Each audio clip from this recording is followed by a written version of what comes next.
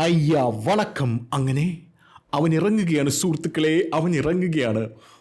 നമ്മുടെ സ്വന്തം സുഡാപ്പി ചാനൽ ഇനി ബാർക്കിലേക്ക് മടങ്ങി വരില്ല എന്നാണ് പറയുന്നത് സുഹൃത്തുക്കളെ, എന്നാണ് പറയുന്നത്. പൊട്ടനും പോയി ചട്ടനും പോയി ബോട്ട് കിട്ടി ഐലസ എന്ന് പറഞ്ഞ് പോവുകയായിരിക്കും സത്യം പറഞ്ഞാൽ ബാർക്ക്. അതായത് ഈ മീഡിയ ഫണ്ട് എന്ന് പറയുന്ന ചാനൽ, ഈ ചാനൽ ഇനി ബാർക്കിലേക്ക്, ഈ ബാർക്ക് എന്ന് പറഞ്ഞു കഴിഞ്ഞാൽ നമ്മുടെ കേരളത്തിൽ ഈ ചാനലുകളെ റാങ്കിങ് ചെയ്യാനുള്ള ഒരു സെറ്റപ്പാണ് ബാർക്ക് എന്ന് പറയുന്നത്.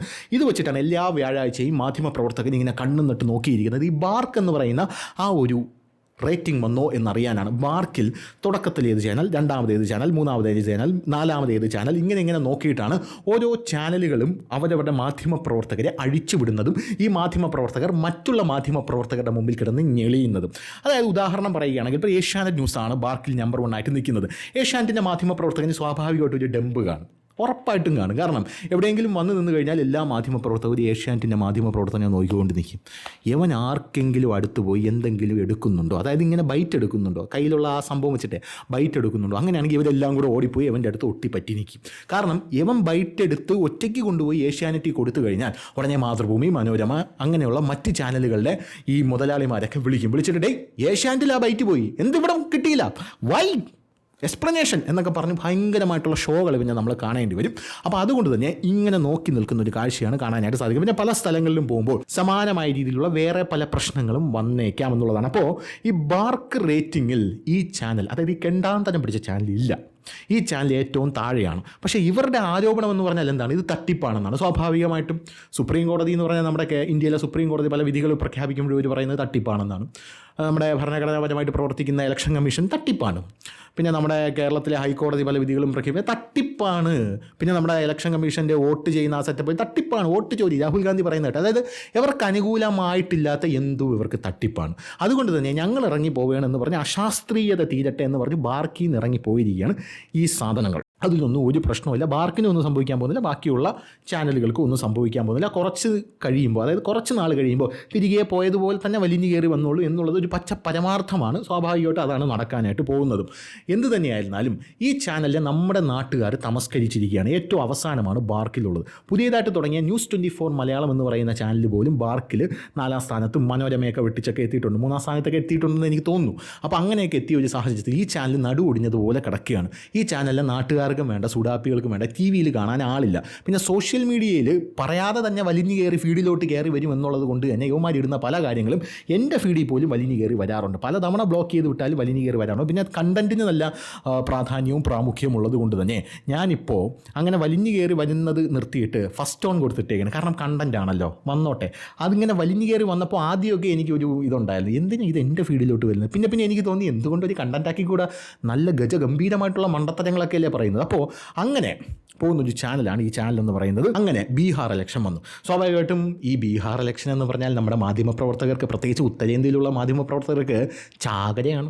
അപ്പോൾ അങ്ങനെയുള്ള സാഹചര്യത്തിൽ ബീഹാറിൽ പോവുക, അവിടെ അലഞ്ഞ് തിരിഞ്ഞ് നടക്കുക. ബീഹാറിലുള്ള പാവപ്പെട്ട കർഷകൻ, ഞാൻ പറയാറില്ലേ, പാവപ്പെട്ട കർഷകൻ, തലയിൽ കൈവച്ചുകൊണ്ടിരിക്കുന്ന പാവപ്പെട്ട കർഷകൻ, ഗർഭിണി, ഇങ്ങനെ റോഡിലൂടെ നടക്കുന്ന ഗർഭിണി, പിന്നെ കക്കൂസില്ലാത്ത വീട്ടിൽ ചെന്നിട്ട് കക്കൂസ് കെട്ടിത്തരാത്തത് എന്തുകൊണ്ടാണ്, എവിടെയാണ് നിങ്ങൾ അപ്പിയിടാൻ പോകുന്നതെന്ന് പറഞ്ഞ് ആ സ്ഥലത്ത് പോയി ആ കക്കൂസ് ഇങ്ങനെ കാണിക്കുക. അങ്ങനെയുള്ള പല കാര്യങ്ങളും ചെയ്ത് നമുക്ക് എന്ത് ചെയ്യാൻ പറ്റും, നമുക്ക് ഈ സർക്കാരിനെയും പിന്നെ BJP ഗവൺമെൻറ്റിനെയും പല രീതിയിൽ ഇകഴ്ത്താനായിട്ട് സാധിക്കും. അപ്പോൾ ഇത് പറയുകയാണെങ്കിൽ യഥാർത്ഥത്തിൽ 60 കൊല്ലം സ്വാതന്ത്ര്യം കിട്ടിയത് മുതലുള്ള ഇവരുടെ ജീവിതം പറഞ്ഞു തുടങ്ങണം. ഇതിനെക്കുറിച്ചൊക്കെ പറയുകയാണെങ്കിൽ മോദി വന്നിട്ട് 10 കൊല്ലം മാത്രമേ ആയിട്ടുള്ളൂ. മോദി വന്നിട്ട് ഇപ്പോൾ രാജ്യത്ത് എല്ലാ ആൾക്കാർക്കും കക്കൂസ് കെട്ടിക്കൊടുത്തു എന്നാണ് പറയുന്നത്. പക്ഷേ ബീഹാറിലുള്ളവർക്ക് എന്തുകൊണ്ട് കെട്ടിക്കൊടുത്തില്ല എന്നാണ് ഇവരിപ്പോൾ ചോദിക്കുന്നത്.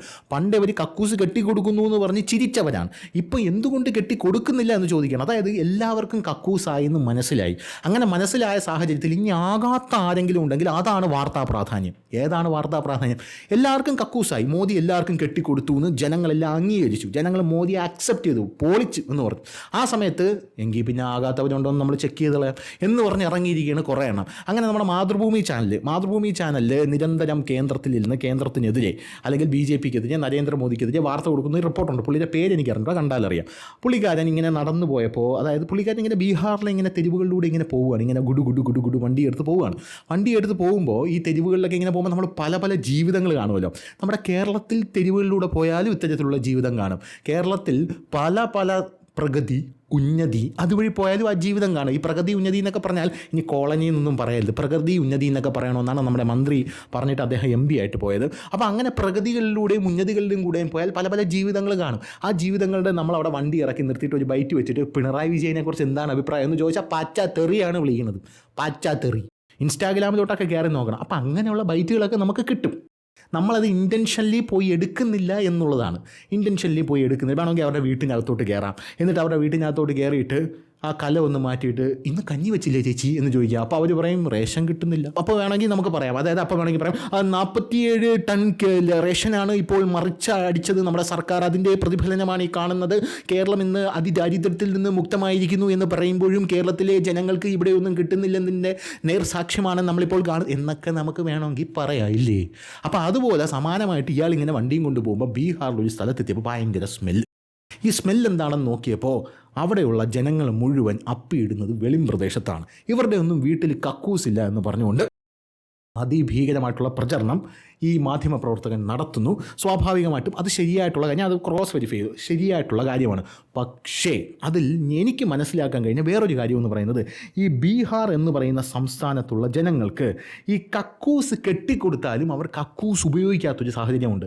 ആ ജനങ്ങൾ കക്കൂസ് ഉപയോഗിക്കാത്തൊരു സാഹചര്യമുണ്ട്. അതെന്തുകൊണ്ടാണ് എന്നതിനെക്കുറിച്ച് കൃത്യമായിട്ടൊരു പഠനം ഞാൻ നടത്തി നോക്കി. അതായത് കക്കൂസ് കെട്ടിക്കൊടുത്താലും കക്കൂസ് ഉപയോഗിക്കാൻ ജനങ്ങൾ തയ്യാറല്ല. അതിൻ്റെ കാര്യം എന്ന് പറയുന്നത് ഒന്നാമത് സാമൂഹിക, സാമ്പത്തിക, വിദ്യാഭ്യാസ, സാംസ്കാരിക ഘടകങ്ങൾ ചേർന്നാണ്. പെട്ടെന്ന് കേൾക്കുമ്പോൾ നമുക്ക് വിശ്വസിക്കാൻ ബുദ്ധിമുട്ടുണ്ടായിരിക്കും. കാരണം നമ്മൾ കേരളത്തിലാണല്ലോ ഇരിക്കുന്നത്. നമുക്ക് കർണാടകയിൽ ഹിജാബ് വിഷയം നടക്കുമ്പോൾ BJP കാരന്മാർ അവിടെ ഹിജാബ് വലിച്ചു പറിക്കണം എന്ന് ഇവിടെ ഇരുന്ന് പറയാം. അതേസമയം കേരളത്തിൽ ഹിജാബ് വിഷയം നടക്കുമ്പോഴാണ് നമുക്ക് മനസ്സിലാവുന്നത് ഇതിൻ്റെ പുറകെ പോപ്പുലർ ഫ്രണ്ട് ഉണ്ട്, SDPI ഉണ്ട്, കലാപം നടത്താനുള്ള ശ്രമമാണ് എന്നൊക്കെ നമുക്ക് അറിയാൻ പറ്റും. അപ്പോൾ ബീഹാറിൽ ഇങ്ങനെ നടക്കുന്നത് ഇതൊക്കെ കൊണ്ടാണ്. ഒന്നാമത് ദാരിദ്ര്യവും അടിസ്ഥാന സൗകര്യങ്ങളുടെ കുറവും കൊണ്ടാണ് ഇവർ ആദ്യം തന്നെ കക്കൂസ് എന്ന് പറയുന്ന സാധനം വീട്ടിലോട്ട് കയറ്റാത്തത്. ഇതിൽ രണ്ടാമത്തെ ഒരു പ്രശ്നമുണ്ട്, അത് സാംസ്കാരികമായിട്ടുള്ള മനോഭാവമാണ്. അതായത് കൾച്ചറൽ മൈൻഡ് സെറ്റാണ്. അത് വളരെ ഇമ്പോർട്ടൻ്റ് ആയിട്ടുള്ളൊരു കാര്യമാണ്.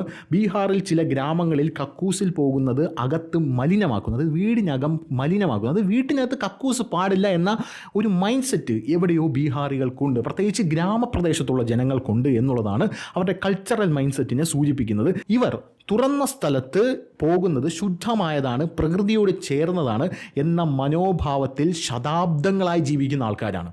അതായത് വീട്ടിനകത്ത് കക്കൂസ് വയ്ക്കുന്നത് എന്താണ്, വളരെ വൃത്തിഹീനമാണ്. പക്ഷേ തുറന്ന സ്ഥലത്ത് പോകുന്നത് എന്താണ്, വളരെ ഗംഭീരമാണ് എന്ന് ചിന്തിക്കുന്ന ആൾക്കാരാണ് അവിടെ ഉള്ളത്. സ്ത്രീകൾക്കും രാവിലെ നേരത്തെയോ വൈകുന്നേരം ഇരുട്ടിൽ പുറത്തു പോകുന്നത് സ്വാഭാവികമെന്ന് കാണുന്ന മനോഭാവമാണ് ഇപ്പോഴും അവിടെ ഉള്ളത്. നമ്മുടെ നാട്ടിൽ ആരെങ്കിലും റോഡിലിരുന്ന് അപ്പിയിടുന്നത് നമുക്ക് കാണാൻ സാധിക്കില്ല. അങ്ങനെയാണെങ്കിൽ സ്വാഭാവികമായിട്ടുള്ളൊരു പ്രക്രിയയല്ല അത്. അങ്ങനെയാണെങ്കിൽ നമ്മൾ പ്രശ്നം ഉണ്ടാക്കും. പക്ഷേ റോഡിൽ നിന്ന് മൂത്രം ഒഴിക്കാം, അത് ഇവിടെ സ്വാഭാവികമാണ്. എന്നാൽ അമേരിക്കയിൽ പോയി റോഡിൽ നിന്ന് മൂത്രം ഒഴിക്കാൻ പറ്റുമോ? പറ്റൂല, അവര് ചെത്തിക്കളയും. അതുകൊണ്ട് തന്നെ നമ്മുടെ നാട്ടിൽ സ്വാഭാവികമായിട്ട് റോഡിൽ നിന്ന് അപ്പിയിടുന്ന ആൾക്കാരെ കാണാൻ സാധിക്കില്ല. പക്ഷേ ബീഹാറിലെ ഗ്രാമപ്രദേശങ്ങളിൽ ഇങ്ങനെ ചെയ്യുന്ന ആൾക്കാരെ കാണാൻ സാധിക്കും. അവിടെ സ്ത്രീകൾക്ക് പോലും അത് സ്വാഭാവികമായിട്ടുള്ളൊരു കാര്യമാണ്.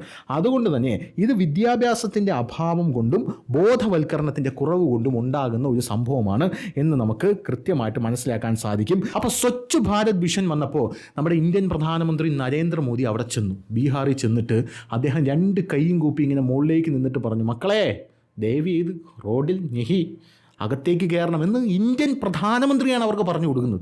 അങ്ങനത്തെ ഒരു സാഹചര്യം നമ്മുടെ നാട്ടിൽ, ഇവരെ കക്കൂസ് കെട്ടിക്കൊടുത്താൽ മാത്രമല്ല, കക്കൂസിന് അകത്തൂടെ പിടിച്ച് കയറ്റണം.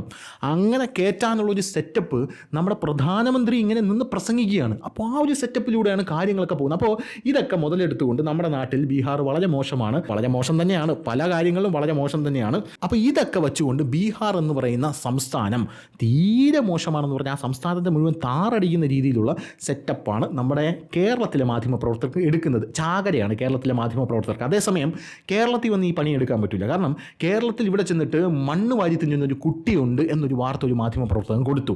അപ്പോൾ അങ്ങനെ മാധ്യമപ്രവർത്തകൻ കൊടുത്തപ്പോൾ DYFI പ്രവർത്തകരവിടെ ഓടിയെത്തി. കാരണം പിണറായി ഭരിക്കുന്ന കേരളത്തിൽ ഇതിപ്പോൾ ഒരു നാഷണൽ ഇൻ്റർനാഷണൽ വാർത്തയ്ക്കുള്ള സ്കോപ്പുണ്ട്. അവിടെ ഓടിയെത്തിയിട്ട് പെട്ടെന്ന് തന്നെ സെറ്റൊക്കെ മാറ്റി കൃത്യമായിട്ട് ഈ മണ്ണ് വാരി തിന്നുന്ന കുട്ടികളൊന്ന് കലമൊക്കെ കൊണ്ട് വീട്ടിനകത്ത് സെറ്റ് ചെയ്ത് എന്ത് ചെയ്തു, എല്ലാം അരിയൊക്കെ വാരി ഇട്ടിട്ട് ഇവിടെ വന്ന് DYFI കാര്യം വന്നു, പുറകെ നമ്മുടെ കൈരളി ന്യൂസ് വന്നു, എല്ലാം വന്നിട്ട് അങ്ങനെയല്ല ഇത് തെറ്റാണ് എന്ന് പറഞ്ഞ ഒരു വാർത്ത തിരുത്തി കൊടുക്കുന്ന സാഹചര്യം ഉണ്ടായി. ഈ കൊടുത്ത വാർത്ത, അതായത് ഈ വാർത്ത കൊടുത്തവന് അടി കിട്ടും എന്നുള്ളതാണ് വേറൊരു കാര്യം. പക്ഷേ പിന്നെ ആ മാധ്യമപ്രവർത്തകൻ കൊണ്ടുവന്നത് ആ വാർത്ത സത്യമാണ്, ആ പരാതി കൊടുത്തിരിക്കുന്നത് DYFI പ്രവർത്തകൻ തന്നെയാണ് എന്ന് പറഞ്ഞ് കൊണ്ടുവരുന്ന ഒരു സാഹചര്യമുണ്ട്. അതുകൊണ്ട് ഇവിടെ വന്ന് വാർത്ത ഇറക്കുമ്പോൾ വലിയ രീതിയിലുള്ള പ്രത്യാഘാതങ്ങൾ ഇതുപോലെയൊക്കെ ഉണ്ടാകാനുള്ള സാധ്യതയുണ്ട്. അതുകൊണ്ട് അവിടെ നമുക്ക് എന്ത് വേണോ ചെയ്യാം, മലയാളത്തിൽ കൂടെ പറയുന്നതുകൊണ്ട് ആരും അറിയില്ല. അപ്പോൾ അത്തരത്തിലുള്ള കാര്യങ്ങളിലൂടെയാണ് ഈ ബീഹാർ ഇലക്ഷനിൽ നമ്മുടെ മലയാളം മാമകൾ കടന്നു പോകുന്നത്. ഇപ്പോഴിതാ സമൂഹ മാധ്യമങ്ങളെ മുഴുവൻ കുടുകുടാ ചിരിപ്പിച്ചുകൊണ്ട് നമ്മുടെ മീഡിയ ഫണ്ടിൻ്റെ ഒരു റിപ്പോർട്ടർ ബീഹാറിൽ ഇങ്ങനെ ഇതുപോലെ പോവുകയായിരുന്നു ഒരു ഗ്രാമാന്തരീക്ഷത്തിലൂടെ. എന്തെങ്കിലും എവിടെയെങ്കിലും കിട്ടണമെന്ന് അറിയാമല്ലോ, നരേന്ദ്രമോദിയെ താറടിക്കാമല്ലോ. അപ്പോൾ അങ്ങനെ പോയിക്കൊണ്ടിരിക്കുന്ന ഒരു സാഹചര്യത്തിൽ ഇതാ പെട്ടെന്നൊരു മഴ പെയ്യുന്നു. മഴ പെയ്യുമ്പോൾ എന്താണ്, തെരഞ്ഞെടുപ്പ് ചൂടിൽ നല്ല മഴയാണ് എന്ന് കരുതി അദ്ദേഹം ഒരു സ്ഥലത്തേക്ക് മാറി നിൽക്കുമ്പോൾ അതാ നോക്കുന്നു ആട് മേയിച്ചുകൊണ്ടിരിക്കുന്ന ഒരച്ഛനും ഒരു മകനും. സ്വാഭാവികമായിട്ടും ആട് മേയ്ക്കൽ ഞങ്ങളുടെ ഒരു വീക്ക്നെസ് ആണല്ലോ. അതുകൊണ്ട് ഇന്നത്തെ ഇത് എവര് തന്നെ ആയിക്കോട്ടെ, നല്ല വസ്ത്രം, അതായത് കണ്ടു കഴിഞ്ഞാൽ പാവപ്പെട്ടവരാണെന്നേ തോന്നൂ. കീറിയ മുണ്ട്, കീറിയ ഷർട്ട്. ആ കൊച്ചാണെങ്കിൽ ഒരു വടിയും പിടിച്ച് തലയിൽ ഒരു കൈയും കൊടുത്ത് ഇങ്ങനെ കുത്തിയിരിക്കുകയാണ്. എന്തെങ്കിലുമൊക്കെ കിട്ടും ചോദിക്കാം എന്ന് പറഞ്ഞ് ഇങ്ങനെ നമ്മുടെ മീഡിയ ഫണ്ടിൻ്റെ മാധ്യമപ്രവർത്തകർ അവിടെ ചെന്നു, സുഡാപ്പിയിലെ മാധ്യമപ്രവർത്തകർ അവിടെ ചെന്നു. അങ്ങനെ അവിടെ ചെന്ന് കഴിഞ്ഞ ശേഷം ഇവരോട് ചോദിക്കാം ഇവരുടെ രാഷ്ട്രീയ വിശേഷങ്ങളും അവസ്ഥകളെ പറ്റിയും എന്ന് പറഞ്ഞ് ഇന്നൊരു ജാഗ്രതയ്ക്കുള്ള കോൾ ഉണ്ടെന്ന് പറഞ്ഞ് മൈക്ക് വെച്ചതാണ്. മൈക്ക് വെച്ച ശേഷം ആപ്കാ നാം ക്യാ ഹേ എന്ന് ചോദിച്ചപ്പോൾ അദ്ദേഹം പറഞ്ഞു മേരാ നാം രവീന്ദ്ര പാൽ ഹേ. ഓ അച്ഛാ ആപ്കാ ബേട്ടാ ഹേ? അപ്പോൾ പറഞ്ഞു ആ മേരാ ബേട്ടാ ഹേ. ആ ബേട്ടാക്കാ നാം ഹേ. ബേട്ടാക്കാ നാം എന്ന് പറയുന്നത് സൗരഭ്. ആ ബേട്ടാ എത്ര പഠിക്കുന്നു ഹേ എന്ന് ചോദിച്ചപ്പോൾ പറഞ്ഞു ബേട്ട 12ാമത്തെ ക്ലാസ്സിൽ പഠിക്കുന്നു ഹേ, നിനക്ക് എന്താണ് വേണ്ടത് എന്നുള്ള രീതിയിലാണ് പുള്ളിക്കാരൻ ചോദിക്കുന്നത്. ആ ബേട്ട 12ാമത്തെ ക്ലാസ്സിൽ പഠിക്കുന്നു. ഈ 12ാമത്തെ ക്ലാസ്സിൽ പഠിക്കുന്ന ബേട്ടയുടെ സ്കൂൾ എവിടെയാണ്, അതായത് സ്കൂൾ എവിടെയാണെന്ന് ചോദിക്കുന്നതിൻ്റെ ഉദ്ദേശം ഇവ സ്കൂളിൽ പോകുന്നുണ്ടോ എന്നറിയാമല്ലോ. ഈ സ്കൂളിൽ പോകുന്നില്ലെങ്കിൽ അയ്യോ നോക്ക്, ഇന്ത്യൻ പ്രധാനമന്ത്രി ഭരിക്കുന്ന നമ്മുടെ രാജ്യത്ത് പാവപ്പെട്ട കുട്ടികൾക്ക് പോലും രക്ഷയില്ല എന്ന് പറഞ്ഞൊരു സ്കോപ്പുണ്ട്. പക്ഷേ സ്കൂൾ ഇവിടെ അടുത്ത് മസൂരിയിലാണ്, സ്കൂളിലൊക്കെ പോകുന്നുണ്ടെന്ന് പറഞ്ഞു. അച്ചാറെങ്കിൽ അച്ചാറ് എന്ന് പറഞ്ഞുകൊണ്ടാണ് ഇവരിങ്ങനെ കാര്യങ്ങളൊക്കെ ചോദിച്ചുകൊണ്ടിരിക്കുന്നത്. അപ്പോൾ അത് കഴിഞ്ഞ് റിപ്പോർട്ടർ ചോദിക്കുന്നത് ഈ നിതീഷ് കുമാർ എന്ന് പറയുന്ന വ്യക്തി, അതായത് അബീത്തോ ചുനാവ് ഹേ, അതായത് ഇപ്പോൾ ഇലക്ഷനാണ്, അബീത്തോ ചുനാവ് ഹേ യേ ചുനാവ് മേ കോൺ ജീത്തേക, അതായത് ഈ ചുനാവിൽ ആര് ജയിക്കും, ഈ ഇലക്ഷനിൽ ആര് ജയിക്കും എന്ന് പറഞ്ഞ് ഈ മാധ്യമ പ്രവർത്തകൻ ആ അച്ഛൻ്റെ നേരെ മൈക്ക് നീട്ടുന്നു. അപ്പോൾ പുള്ളി പറയുന്നു നിതീഷ് ജയിക്കും. അപ്പോൾ ആ മാധ്യമ പ്രവർത്തകനോടെ നിതീഷ് ജയിക്കുമോ, അപ്പോൾ പൈസ ഡാൽത്താ ഹേ നിതീഷ് എന്ന് പറഞ്ഞാൽ നിതീഷ് പൈസ തന്നിട്ടാണോ ഇങ്ങനെ പറയുന്നത്? അക്കൗണ്ട് സേ നിതീഷ് ബാബു പൈസ ഡാൽ ദിയാ? पैसा हमको में नहीं आया है, आपको नहीं मालूम? नहीं. പൈസ തന്നിട്ടാണോ നിതീഷ് ഇത് പറയുന്നത്? പൈസ എന്തെങ്കിലും പൈസ ഇട്ടോ നിതീഷ് എന്ന് ചോദിക്കുക. അപ്പോൾ പറയും എനിക്ക് പൈസയൊന്നും തന്നില്ല നിതീഷ്. അപ്പോൾ ഉടനെ ഈ മാധ്യമപ്രവർത്തകൻ നേരെ മൈക്കെടുക്കുന്നു. കണ്ടോ ഞാൻ അപ്പോഴേ പറഞ്ഞില്ലേ, അതായത് നരേന്ദ്രമോദി എല്ലാവർക്കും പൈസ കൊടുക്കാമെന്ന് പറഞ്ഞിട്ടുണ്ടായിരുന്നു, നിതീഷും പറഞ്ഞിട്ടുണ്ടായിരുന്നു. ആ പൈസ പോലും ഇവർക്ക് കിട്ടിയില്ല എന്നാണ് അപ്പോൾ ഇവർ പറയുന്നത്. അതായത് യഥാർത്ഥത്തിൽ ഇയാൾ ചോദിച്ചത് നിതീഷ് ജയിക്കും എന്ന് ഇയാൾ പറഞ്ഞപ്പോൾ നിതീഷ് പൈസ തന്നിട്ടാണ് ഇത് പറയുന്നത് എന്നാണ് കൃത്യമായിട്ട് ചോദിച്ചത്. അയാൾ ഇല്ല നിതീഷ് എനിക്ക് ഒന്നും തന്നില്ല, പൈസയും തന്നില്ല, ഒന്നും തന്നില്ല എന്ന് പറയുമ്പോൾ കണ്ടോ നിതീഷ് ആർക്കും ഒന്നും കൊടുക്കുന്നില്ല, ഇതാണ് സത്യം എന്ന് പറഞ്ഞുകൊണ്ട് പിന്നെ അങ്ങനെ വാർത്തയെ ട്വിസ്റ്റ് ചെയ്ത് വിടുന്ന കാഴ്ച നമുക്ക് കാണാനായിട്ട് സാധിക്കും. ഇനി അടുത്തതായിട്ട് നിതീഷ് കുമാർ ഇനി ഭരണത്തിൽ വരുമെന്ന് തോന്നുന്നുണ്ടോ? നിതീഷ് കുമാർ നമ്മുടെ ഗാവ് ഇവിടെ അടുത്താണ്, ഗാവിൽ നമുക്ക് വീടുണ്ട്, ആ വീട്ടിൽ സകല സൗകര്യങ്ങളുമുണ്ട് എന്നൊക്കെ ഇയാൾ പറയുമ്പോൾ യഥാർത്ഥത്തിൽ ഈ റിപ്പോർട്ടർ ചൂളിപ്പോയിട്ട് റിപ്പോർട്ടർ പറയും യഥാർത്ഥത്തിൽ ഇവരുടെ വീട്ടിൽ ബിജലിയുണ്ട്, ഇവരുടെ വീട്ടിൽ വെള്ളമുണ്ട്, ഇവരുടെ വീട്ടിൽ സിലിണ്ടറുണ്ട്, എല്ലാം ഉണ്ട്, പക്ഷേ ഇവരുടെ അവസ്ഥയൊന്നും മാറിയിട്ടില്ലെന്നാണ് ഇവർ പറയുന്നത്. അതെന്തൊരു അവസ്ഥയുടെ എനിക്ക് മനസ്സിലാവുന്നില്ല. അല്ല ബിജലിയുണ്ട്, വെള്ളമുണ്ട്, എല്ലാം ഉണ്ടായിട്ട് ഇവരുടെ അവസ്ഥ മാറാതിരിക്കുന്നത് എങ്ങനെയാണെന്ന് എനിക്ക് മനസ്സിലാവുന്നില്ല. ഇനി അടുത്തത് ഇയാളുടെ മകൻ്റെ അടുത്തേക്ക് പോവുകയാണ്. മകൻ്റെ അടുത്ത് പോയി ബൈറ്റ് വയ്ക്കുകയാണ്. ബൈറ്റ് വെച്ചിട്ട് ചോദിക്കുകയാണ് രാഹുൽ ഗാന്ധി മാലൂം. അപ്പോൾ ആ ചെറുക്കനാണെങ്കിൽ രാഹുൽ ഗാന്ധിയോ, അതാരും രാഹുൽ ഗാന്ധി. आपको राहुल गांधी मालूम? क्या चीज? राहुल गांधी राहुल गांधी कौन है? नहीं सर, नहीं मालूम. രാഹുൽ ഗാന്ധി നെഹി മാലൂം എന്ന് പറഞ്ഞ ലെവലിൽ ഇരിക്കുകയാണ്. ഇനി അടുത്ത ചോദിക്കുകയാണ് നിതീഷ് മാലൂം? ആ മാലൂം, ഹമാരാ മുഖ്യമന്ത്രി നിതീഷ് കുമാർ, ഹമാരാ മുഖ്യമന്ത്രി. അച്ഛാ നിതീഷിനെ മാലൂം. തേജസ്വി യാദവ് മാലൂം? തേജസ്വി യാദവ് അതാരാ എന്നുള്ള രീതിയിലിരിക്കുകയാണ്. അപ്പോൾ റിപ്പോർട്ടർ അടുത്തൊരു നമ്പർ ഇറക്കി. റിപ്പോർട്ടർ പറയാണ് കണ്ടോ +2 പഠിക്കുന്ന ഒരു കുട്ടിയാണ്. ഈ +2 പഠിക്കുന്ന ഒരു കുട്ടിയായിട്ടുള്ള യവന് ആരെ അറിയില്ല, രാഹുൽ ഗാന്ധിയെ അറിയില്ല. ഇവനിക്ക് ഇതാണോ ഈ വിദ്യാഭ്യാസത്തിൻ്റെ നിലവാരം? മോദി മാലൂം, മോദി അറിയാമോ എന്ന് ചോദിച്ചപ്പോൾ ഇവിടുത്തെ ഒരു അവസ്ഥ എന്ന് പറയുന്നത് അദ്ദേഹം +1 പഠിക്കുന്ന ഒരു വിദ്യാർത്ഥിയാണെങ്കിൽ പോലും പൊതുവിൽ ഒരു രാഷ്ട്രീയത്തെ പറ്റിയോ പ്രധാനമന്ത്രി ഹമാരാ പ്രധാനമന്ത്രി കോനെ? नरेंद्र मोदी. നരേന്ദ്ര മോദി. മോദി മാലൂം, മോദി ഹമാരാ പ്രധാനമന്ത്രി എന്ന് പറയുമ്പോൾ അവിടെ വീണ്ടും ജോളി. അതായത് മോദി അറിയാം, നിതീഷിനെ അറിയാം, രാഹുൽ ഗാന്ധി ആരാണെന്ന് അറിഞ്ഞുകൂടാ, തേജസ്വി യാദവ് ആരാണെന്ന് അറിഞ്ഞുകൂടാ. അപ്പോൾ ഇങ്ങനെയാണ്. അതായത് ഈ വികസനം എന്ന് പറയുന്ന സാധനം, അല്ലെങ്കിൽ നരേന്ദ്രമോദിയും നിതീഷ് കുമാറും ഉണ്ടാക്കുന്ന ഒരു ഇമ്പാക്റ്റ് ഈ താഴെ തലത്തിൽ വരെ എത്തുന്നു എന്നുള്ളതിൻ്റെ പ്രകടമായിട്ടുള്ളൊരു ഉദാഹരണമാണ് അവിടെ കണ്ടത്. അപ്പോൾ ആദ്യം ചീറ്റിപ്പോയി എന്നുള്ളതാണ്. പിന്നീട് ഹമാരാ പ്രധാനമന്ത്രി കോൻ ഹേ എന്ന് ചോദിക്കുമ്പോൾ അയാളും പറയുന്നുണ്ട് മോദി ഹേ ഹമാരാ പ്രധാനമന്ത്രി. ക്വസ്റ്റ്യൻ ആൻഡ് ആൻസർ സെഷനായിരുന്നു. മോദി ഹേ ഹമാരാ പ്രധാനമന്ത്രി എന്ന് പറയുന്നുണ്ട്. പിന്നെ ഗാവ് കാ അവസ്ഥ ക്യാ ഹേ, വ്യവസ്ഥ ക്യാ ഹേ, മോനെ എൻ്റെ വീട് എവിടെയാണ്, നാട് എവിടെയാണ്, വീട്ടിൽ വല്ലതും തിന്നാൻ വല്ലതും ഉണ്ടോ, ബിജലി ഹേ. അപ്പോൾ അയാൾ പറയുന്നു ബിജലി ഹേ, സിലിണ്ടർ ഹേ, സിലിണ്ടറും ഉണ്ടോ, അതും കൊടുത്താ എന്നുള്ള രീതിയിലായി. പിന്നെ റിപ്പോർട്ടർ അടുത്തായിട്ട് ജൽ ഹേ, ജൽ ഭി ഹേ, അതും കിട്ടിയ, എങ്ങനെ കിട്ടി, ജൽ ജീവൻ മിഷൻ. അപ്പോൾ അങ്ങനത്തെ രീതിയിലാണ് കാര്യങ്ങളൊക്കെ പോകുന്നത്. അങ്ങനെ തേഞ്ഞ് പണ്ടാരമടങ്ങി മൂടിഞ്ഞ് അവിടെ നിന്നുകൊണ്ട് ഈ ഇവരെ അവസ്ഥ ഇനിയും കുറേയൊക്കെ മാറണമെന്നാണ് എനിക്ക് തോന്നുന്നത് എന്ന് പറഞ്ഞ് ആ ബൈറ്റ് അവസാനിപ്പിച്ച ആ റിപ്പോർട്ടർ അവിടെ നിന്ന് മടങ്ങുന്ന കാഴ്ചയാണ് നമുക്ക് കാണാനായിട്ട് സാധിച്ചത്. അങ്ങനെയാണെങ്കിൽ അത് കൊടുക്കാതെങ്കിലും ഇരുന്നൂടെ? അല്ല, നിങ്ങൾ ഇങ്ങനെ എടുക്കുന്ന സാധനങ്ങളൊക്കെ കൊടുക്കാതിരിക്കാനുള്ളൊരു സംഭവങ്ങൾ. അതായത് ഇത് അനുകൂലമായിട്ടാണ് പറയുന്നത്. നമുക്ക് അതല്ല, നമുക്ക് വല്ലയിടത്തും വല്ല ഗർഭിണിയും വയറ്റി പിടിച്ചുകൊണ്ട് തലയിൽ ഇങ്ങനെ വെച്ച് മരുന്നും കിട്ടാതിരിക്കുന്ന ഒരു പടമാണ് വേണ്ടത് എന്ന രീതിയിലൊന്നും ചിന്തിച്ചുകൂടെ എന്നാ മല്ലയ്യ എന്ന് മാത്രമേ എനിക്ക് ചോദിക്കാനുള്ളൂ. അപ്പോൾ ശരി.